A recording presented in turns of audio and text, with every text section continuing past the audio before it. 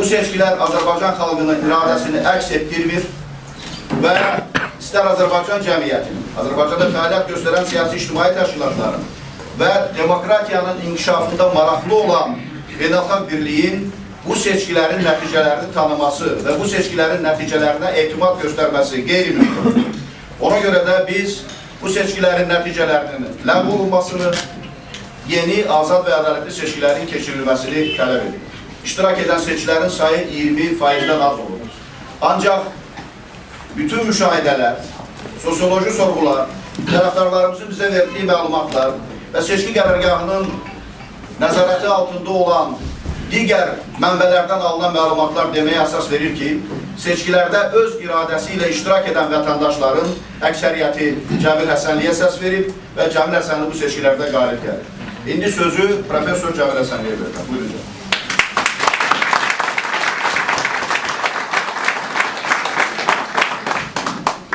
Təşəkkür edirəm.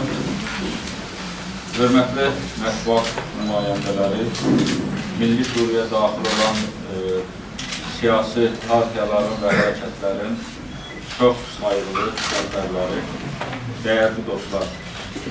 Bu günləri bilirsiniz ki, prezident seçkisi adı ilə Azərbaycanda hakimiyyətin mənimsənilməsi prosesi başlayır.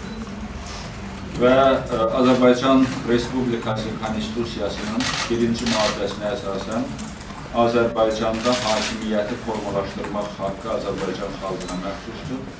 Haqiqi olaraq Azərbaycan xalqı dünənləri bu hüququndan istifadə edə bilmədi, bu hüququndan məhrum edildi və Azərbaycan xalqı hakimiyyəti formalaşdırmaq haqqından uzaqlaşdırıldı. Yaxud belə desək ki, Azərbaycan xalqının hakimiyyəti formalaşdırmaq haqqı bir qrup, bir partiya və bir şəxs tərəfindən onun əlindən alındı. Bilirsiniz ki, Azərbaycan Respublikası Konstitusiyasının 6-cı maddəsinə görə hakimiyyətin bir qrup, ayrı-ayrı partiyalar və ayrı-ayrı şəxslər tərəfindən qəsb edilməsi Azərbaycan xalqına qarşı törədilmiş ən böyük cinayət hesab edilir. Yer gəlmişkən deyim ki, Azərbaycan Konstitusiyasının 107-ci maddəsinə görə belə halda,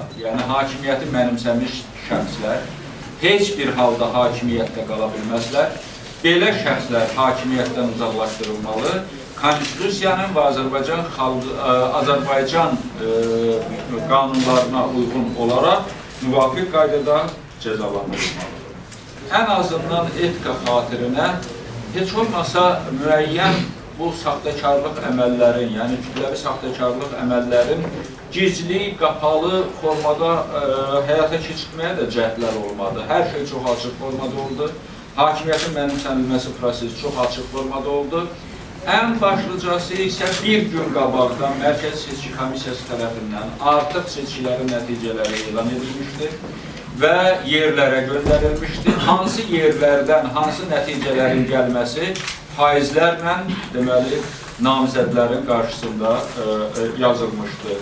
Sadəcə olaraq Mərkəzi Seçki Komissiyasının informasiya xidmətinin ehtiyatsızlığı ucbatından bu sayt bağlanmamış və məlum olduğu kimi bir gün əvvəldən müxtəlif deməli, agentliklər və sosial şəbəkələr bunu əldə edə bilmişdilər. Mən sizə burada məsələn qabaqcadan müxtəlif adamlara paylanmış və qarşısında İlham Əliyevin adı işarələnmiş bülletenləri göstərmək istəyirəm. Bu bülletenlər bir gün əvvəldən görürsünüz, üstündə möhürü var, nişanlanmış bülletenlərdir.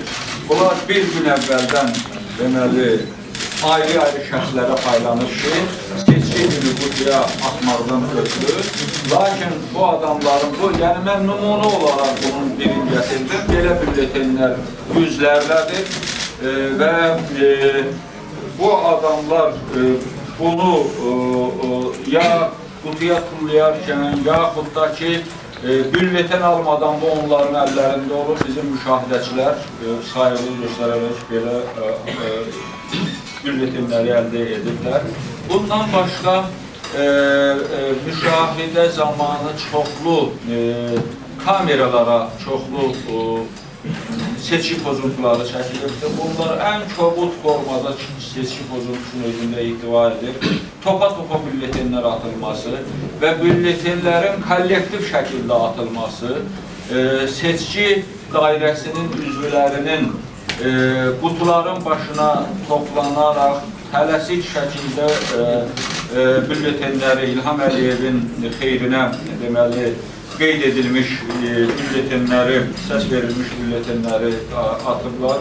Çoxlu bülletinlər var ki, qıraqları kəsilmədən qutulara atılıbdır. Yəni, bu iş tələsik olduğu üçün bu əməliyyatda olur. Hətta çoxlu bülletin var ki, nə qulağı kəsilmədən, nə də heç kəsin qarşısına işarə qoyulmadan bunlar da bu hallarda müşahidə olunur. İlk növbədə bu onunla bağlı idi ki, burada seçki saxtakarlarının qarşısında iki vəzifə dayanırdı. Bir, kvorum vəzifəsi dayanırdı. Bir də, deməli, İlham Əliyevin xeyrinə seçkiləri saxtalaşdırmaq vəzifəsi dayanırdı. Bu, heç kəsə imza verilmədən atılan bülletinlər, bu kvorma xidmət edən prosedur idi ki, bu tələslik etmişdilər. Bizim müşahidəçilər istisnasız olaraq bütün məntəqələrdə onlar üçün qeyri-bərabər şərait yaradılır. Çoxlu müşahidəçilərimiz seçki prosesindən uzaqlaşdırılıb. Döyülən müşahidəçilər olub, polis tərəfindən kənarlaşdırılan müşahidəçilər olub, məşvərətçi səslə iştirak edən müşahidəçilər olubdur və istisnasız olaraq bütün məntəqələrdə yekun protokollar müşahidəçilərə təqdim edilir. Nümunə üçün deyim ki, hətta dünən axşam saat 11-ə qədər, məsələn, Masallı rayonunda xarici müşahidəçilərin iştirak etdiyi bir məntəqədə məntəqə sədri protokolu verməkdən imtina edir. Xarici müşahidəçilər də daxil olmaqla bizim müşahidəçilər isə məntəqədən getməkdən imtina etmişdilər. Saat 11-ə qədər Britaniyadan olan müşahidəçilər orada oturmuşdular. Düzün deyim ki, və məntəqə sədri isə qapını bağlayıb, bütün seçki sənədlərini otağa yığıb, qapını bağlayıb içəridə oturmuşdur. Belə hallar kütləvi xarakter almışdır. Seçki adı ilə deməli, görüntü keçirilmişdir.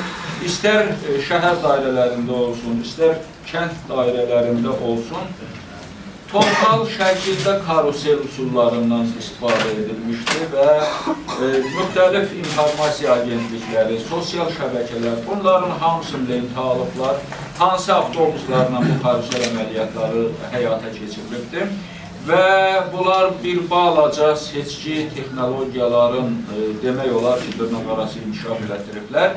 Əvvəlki devirlərdə karusel, sırf qanunsuz xarakter daşıyan karusel hərəkətlərin bu dəfə qanunləşdirməyə çalışıblar. Demək olar ki, kütləvi şəkildə adamlara seçki vərəqləri verilibdir ki, onlar istənilən məntəqədə səs verə bilərdilər və bir də görürsən 100, 150, 200, 300 adam birdən-birə gəlib bu məntəqədə səs verir. Bunları kim xəbərdardır? Necə olur ki, bunlar bu məntəqəyə gəliblər? Bunlar hamısı müəmmalı məsələlərdir. Bütövlükdə biz hesab edirik ki, bu seçkilər Azərbaycan xalqının iradəsini ifadə edə bilməz və fikrimizcə Azərbaycan hakimiyyəti, daha konkret desək, İlham Əliyev oktyabr ayının 9-unda Azərbaycan xalqının iradəsinə zidd olaraq hakimiyyəti mənimsəmək funksiyasını yerinə yetirib. Bu seçkilərin nəticələri heç bir halda tanına bilməz. Bu seçkilər heç bir halda Azərbaycan xalqının adından beynəlxalq aləmə elan edilə bilməz. Mərkəzi Seçki Komissiyası və ondan aşağı olan bütün seçki komissiyası istisnasız olaraq bir partiyanın nəzarətində olub, ya hətta mən bunu təkmilləşdirib deyə bilərəm ki, bir namizədin nəzarətində olub. Onlar hamısı bir namizədin xeyrinə işləyiblər. Seçki prosesini bir namizədin xeyrinə sənədləşdiriblər. Ona görə də bu seçkilər Azərbaycan xalqının deyil, Yeni Azərbaycan Partiyasının saxta yolla öz partiyalı üzvləri arasında keçirdiyi seçkilərdir.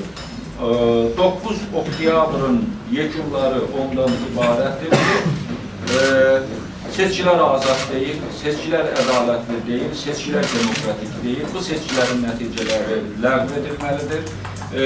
Seçicilərin seçki məntəqəsinə gəlmək faizi 20%-dən artıq deyil və bu halda bu seçkilərin nəticəsi qəbul edilə bilməz.